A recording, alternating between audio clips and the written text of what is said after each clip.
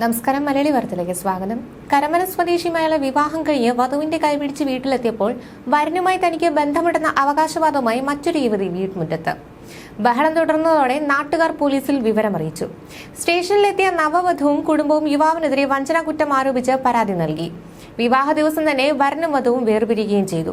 തുടർന്ന് വീട്ടുകാർ വധുവിനെ സ്വന്തം വീട്ടിലേക്ക് തിരിച്ചു കൊണ്ടുപോയി. സ്വർണം തട്ടിയെടുക്കാൻ കബളിപ്പിച്ച് വിവാഹം നടത്തിയെന്ന് ആരോപിച്ചാണ് വരൻ കരമന നെടുങ്കാട് സ്വദേശിക്കെതിരെ വധുവിന്റെ കുടുംബം പോലീസിൽ പരാതി നൽകിയത്. കഴിഞ്ഞ ദിവസം ആറ്റുകാൽ ക്ഷേത്രത്തിലായിരുന്നു വിവാഹം. തുടർന്ന് വധുവിനെയും കൂട്ടി യുവാവ് വീട്ടിലെത്തിയപ്പോഴാണ് 39-കാരിയായ ഒരു സ്ത്രീ അവിടെ എത്തി ബഹളം വെച്ചത്. യുവാവുമായി തനിക്ക് നേരത്തെ ബന്ധമുണ്ടെന്നും തന്നെ ചതിക്കുകയായിരുന്നുവെന്നും യുവതി പറഞ്ഞു. തന്നെ യുവാവ് പീഡിപ്പിച്ചുവെന്ന് ആരോപിച്ച് കരമന പോലീസിൽ പരാതിയും നൽകി. അതോടെ വധുവിനെ വീട്ടുകാരെത്തി കൂട്ടിക്കൊണ്ടുപോയി. യുവാവിനും രക്ഷിതാക്കൾക്കുമെതിരെ വഞ്ചന കുറ്റം ചുമത്തി ഫോർട്ട് പോലീസ് കേസെടുത്തു. മിഥുന് പല പെൺകുട്ടികളുമായി ബന്ധമുണ്ടെന്നും ഇത് വീട്ടുകാർ മനഃപൂർവ്വം മറച്ചുവെച്ചുവെന്നുമാണ് നവവധുവിന്റെയും കുടുംബത്തിന്റെയും പരാതി. അന്വേഷിച്ച സമയത്ത് ഇതൊന്നും അറിഞ്ഞിരുന്നില്ല. ഇപ്പോഴും 2-3 സ്ത്രീകളുമായി ബന്ധമുണ്ടെന്ന് അറിയുന്നു. സ്വർണ്ണാഭരണം കൈക്കലാക്കി വിദേശത്തേക്ക് കടക്കാനായാണ് മിഥുൻ വിവാഹം കഴിച്ചതെന്നും കുടുംബം ആരോപിച്ചു. സംഭവത്തിൽ നവവധുവിന്റെ പരാതിയിൽ മിഥുനും കുടുംബത്തിനുമെതിരെ വഞ്ചനാകുറ്റം ചുമത്തി പോലീസ് കേസെടുത്തു. അതിനിടെ മറ്റൊരു സംഭവത്തിൽ സ്ത്രീധനത്തിന്റെ പേരിൽ എറണാകുളം വടക്കൻ പറവൂർ സ്വദേശിയായ നവവധുവിനെ ഭർത്താവ് ക്രൂരമായി മർദ്ദിച്ച സംഭവത്തിൽ ഭർത്താവിനും കുടുംബത്തിനുമെതിരെ പരാതിക്കാരിയുടെ അച്ഛൻ രംഗത്തെത്തി. മകളുടെ കഴുത്തിൽ മൊബൈൽ ചാർജർ കേബിൾ കൊണ്ട് മുറുക്കി കൊലപ്പെടുത്താൻ ശ്രമിച്ചെന്നും അതിക്രൂരമായി മർദ്ദിച്ചെന്നും യുവതിയുടെ അച്ഛൻ പറയുന്നു. കോഴിക്കോട് പന്തീരാങ്കാവ് സ്വദേശിയായ രാഹുലിനെതിരെയും കുടുംബത്തിനുമെതിരെയാണ് പരാതി. വിവാഹം കഴിഞ്ഞ് 7-ാം നാൾ തന്നെ കാണാനെത്തിയ വീട്ടുകാരോടാണ് പീഡന വിവരം യുവതി തുറന്നു പറഞ്ഞത്.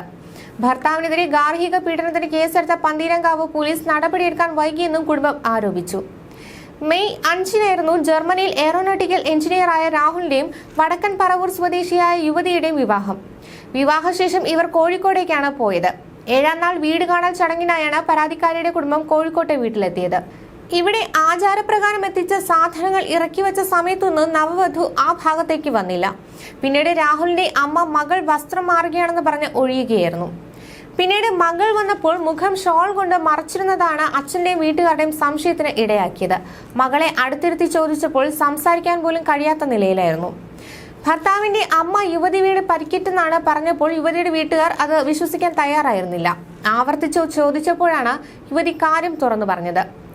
ആദ്യ ദിവസം മുതൽ തന്നെ സ്ത്രീധനം കുറഞ്ഞു പോയെന്ന വീട്ടുകാരുടെയും ഭർത്താവിന്റെ കുത്തുവാക്കുകൾ ഉണ്ടായിരുന്നുവെന്നും ദിവസങ്ങൾക്കുള്ളിൽ തന്നെ യുവതിയെ പലതും പറഞ്ഞ് സംശയിച്ച് ഇകഴ്ത്താനുള്ള ശ്രമങ്ങൾ നടന്നുവെന്നാണ് ആരോപണം.